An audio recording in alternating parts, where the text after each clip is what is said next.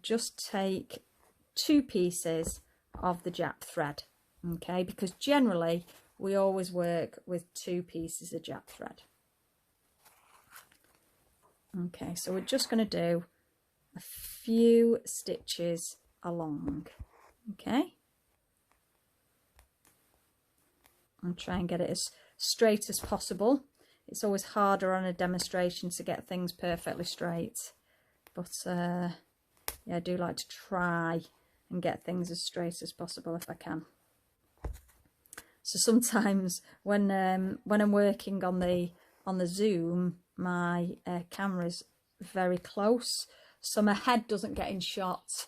But when I'm doing the owl and the other ones like that, the camera that I use is a lot higher, and I sometimes find that when I lean forward, because you like to get over your work, don't you, that sometimes my head's getting in the way and I have to remember to keep back.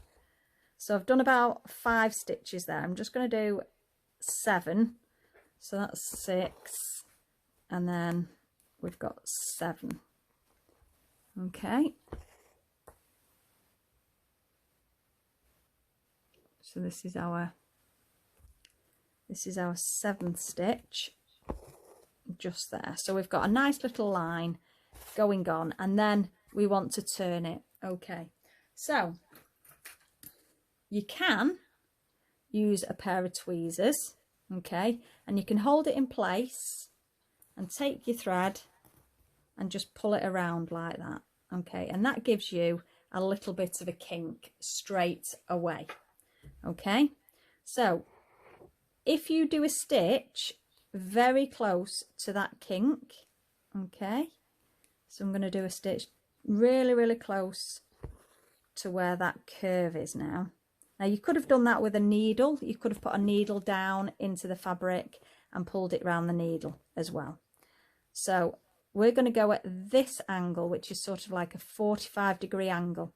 So I've done 1 stitch, and I've done 1 stitch just here, very close to this corner. Okay, now my second stitch is coming up just here, and I'm going to go over those 2 threads.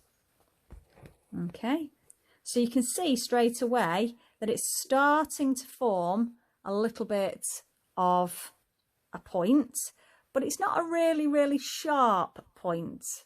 It's a little bit more of a rounded point, and depending on what you want, you could leave it like that, but obviously we want to get a slightly sharper point. Okay, so you can either use a needle, okay, or you can use your tweezers, and you can pull this back a little bit and give it a little bit of a tweak and a pinch with your tweezers. Okay, and then just over this one, okay, we'll do 1 little stitch, and then you can give it another little pinch, and it will tweak that into a really nice point. Can you see that there?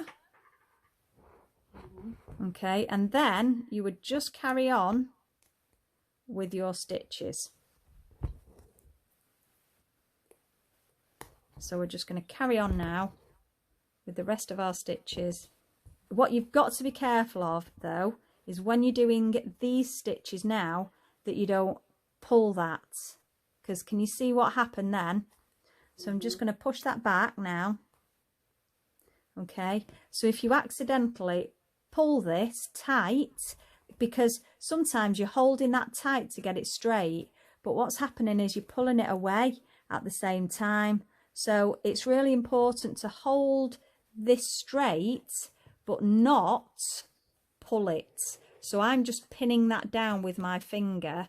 I'm not pulling it, okay, because by pulling it you're going to prevent this point from being a nice little point. Okay, so we're just going to carry on now up the Jap, and we're just going to keep that nice straight line, and then we'll have a really nice point. Okay, so we've got 4 stitches on there after the points, and we'll go for 5 or 6, and then you can see you've got a really, really nice point there. Now if you were adding more rows, you'd just continue to do the same thing